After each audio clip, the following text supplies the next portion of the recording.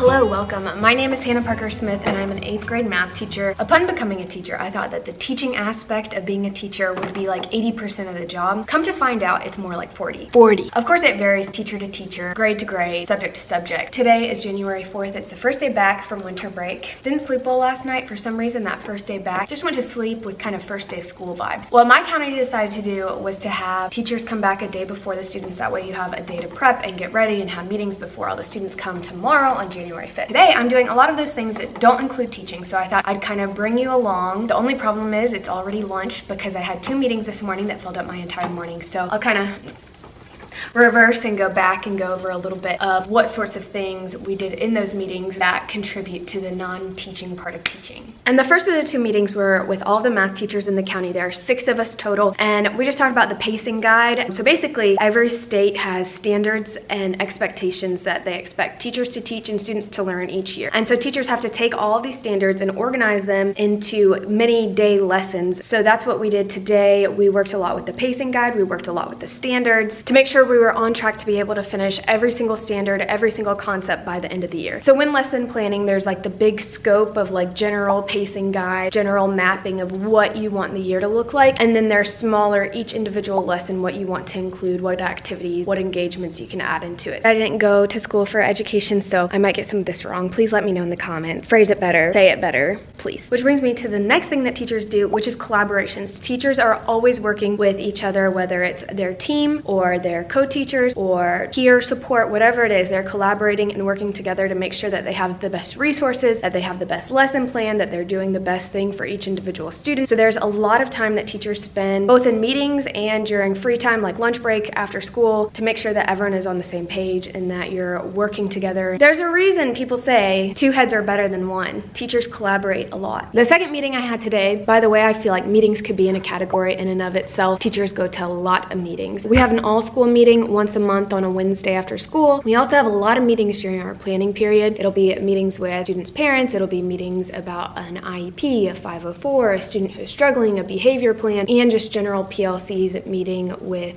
your core team. When I say core team, it's like English, science, history, math. Those are the 4 core teachers. So we're like considered a team. I know every school probably does it different. In this meeting, they talked about a new discipline plan that we're going to be using this next semester. And so there are 2 big categories that are included in the discipline plan, but also bleed into all other areas of teaching. And the first is communication with parents and guardians, and the second is recording data. People in finance aren't the only people to use Excel sheets. Teachers, my friend, use Excel spreadsheets like no other. I have a spreadsheet for standards. I have a spreadsheet for student behavior. I have a spreadsheet for student test scores. I have a spreadsheet for grades. I have a spreadsheet for attendance. I mean, there is every sort of spreadsheet you can imagine, every sort. While data isn't everything, it does help teachers and administrators and parents help decide the best academic plan for students. If parents have concerns, you can share a lot of information with them. Communication with parents and guardians.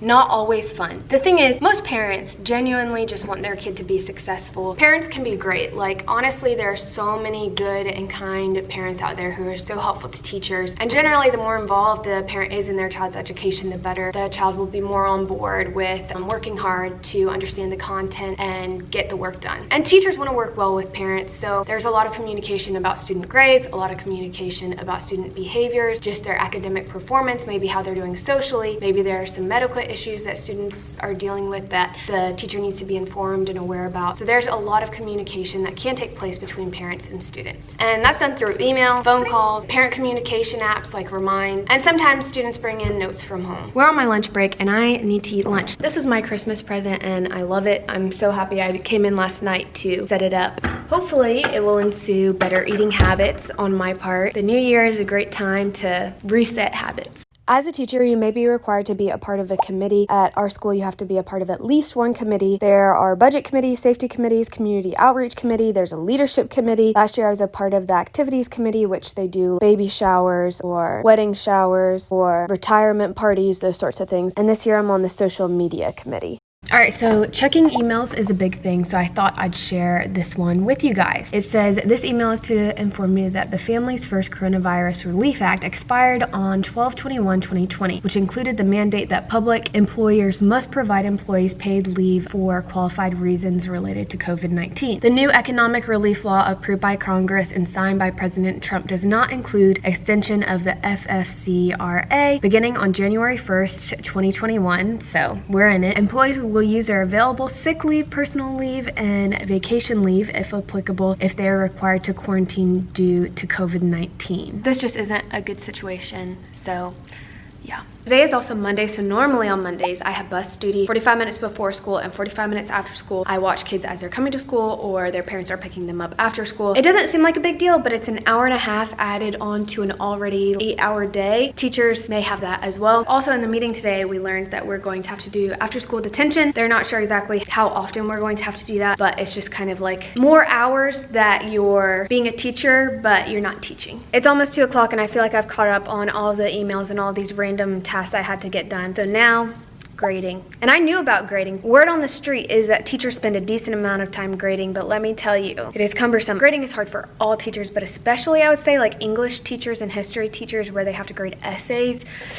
As a math teacher, including like assessments and quizzes and homework assignments and study guides and those sorts of things, I probably put in 4 assignments per student per week, and I have 116. Let's do some math here. Not doing it in my head just because. So I grade about 464 assignments a week, put them in the grade book. Some of them are going to be easier than others. Some of them are quizzes without a lot of manual adjustment that they take online. So some of those are a little bit easier, but the homework assignment and those sorts of things do take a long time to grade. At any case, it takes a while to input all of those. There are some students who turned in late work, so I need to go through and check and see if any students made up any assessments or retook assessments and get those grades turned in. At the beginning of the school year, teachers set up their classroom, and at the end of the school year, they tear it down. And at minimum, that means taking all of your personal items, all of your school supplies, all of your manipulatives, taking down anything hanging on the wall, moving the furniture so that they can wax the floors. But a lot of teachers I know do way more than the minimum. They want their classroom to feel warm and inviting. They want it to be helpful for the learning environment, so they spend hours and hours decorating, looking up items on TPT, setting it up, creating their own pieces, or setting up their library, planning for flexible seating. And for me, usually that takes a week at the beginning of the school year and like 2 days at the end of the school year, and those days are not included in the contracted teacher hours.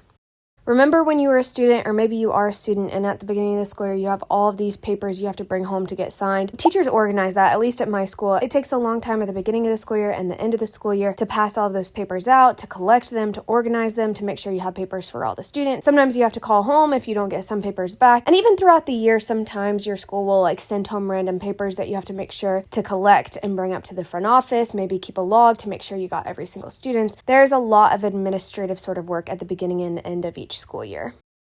Teachers also spend a lot of time in here, the copy machine. I've made some copies here. And it's not always just copies. A lot of times it's getting materials ready for an activity or setting up activities. Getting the materials ready for the day takes up a good chunk of time in my mornings. As an educator, it's hard to get throughout a whole day without hearing the word differentiation. And that, my friends, is what we do. I was supposed to be smooth. It wasn't. Every student has different learning needs, and in order to keep up with them, there's a lot of documentation. Sometimes it's legally required, like I have to input documentation for my English learners, all of my IEPs and 504s up to date, make sure I understand what each of my students' needs are, and make sure that they're being correctly accommodated for both in the lessons and during quizzes, basically every single day. I didn't realize all of the I have trouble saying the word. I didn't realize all of the differentiation that teachers did, all of the work that goes into that. I did not realize as a student, a teacher does a lot at every moment during the day to make sure that lessons are being adjusted and work is being adjusted to meet the needs of the students. It is 4:40, but I still need to clean up the classroom a little bit before we get the day started for tomorrow. I told them that I'm going to clean out all their desks, so any binders or any unclaimed items I'll bring up to the lost and found, and any old papers and worksheets I can just throw them away because they were due for the last semester, so they're really kind of worthless now. So I'm going to go through and clean out all the desks, so I'll do that right now. Teachers are often very involved in school fundraisers and collecting money for school fundraisers and keeping track of it. And teachers also collect money for things like field trips or laptop insurance. And speaking of field trips, teachers are usually the ones who are planning field trips. It takes a lot of coordination figuring out the dates and times, buses, transportation, lunches, and what you're going to do for the kids who are staying behind. There are a lot of forms to fill out and collect and send home with students, and so planning a field trip is another thing that teachers will do. There are many after-school events that teachers either chaperone or they run them, and some of them are paid and some are unpaid. A lot of unpaid things include volunteering at, it's not really volunteering because it's required, but working a sporting event or a school dance. A lot of times clubs teachers do in their own free time. I've personally done a lot of math tutoring. Of course, there are some activities that are paid, like if you're going to coach a team. Obviously, it's not a lot, but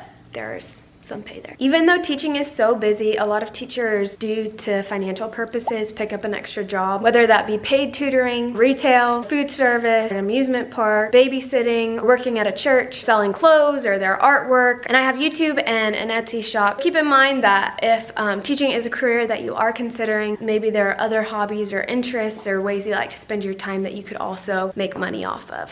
Hello, I am home now and I'm actually in my neighborhood. Guess what came in the mail? I've just been seeing some trash and decided who better than me, you know?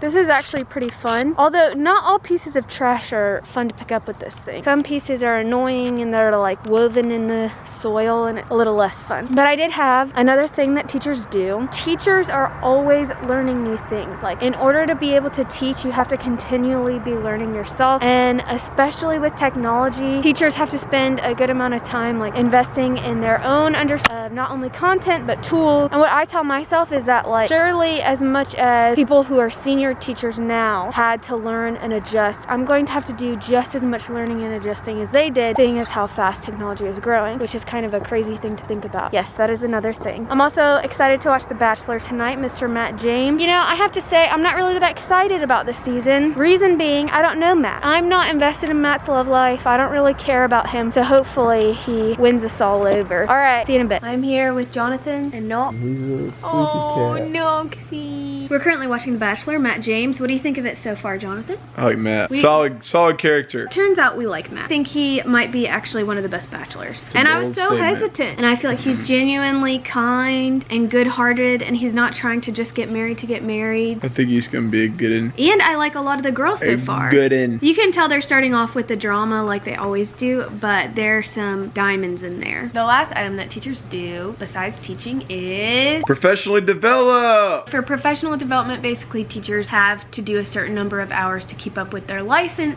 Teachers are required to participate in a certain amount of hours where you go to meetings or things like that where you learn about your subject or content knowledge matter. Both of us are teachers and we both love teaching. There just is a lot of behind the scenes work. I hope this video has informed you or maybe given you a new perspective as far as like what teachers do behind the scenes, but we're gonna get back to The Bachelor. Peace. Thanks for watching. Bye guys.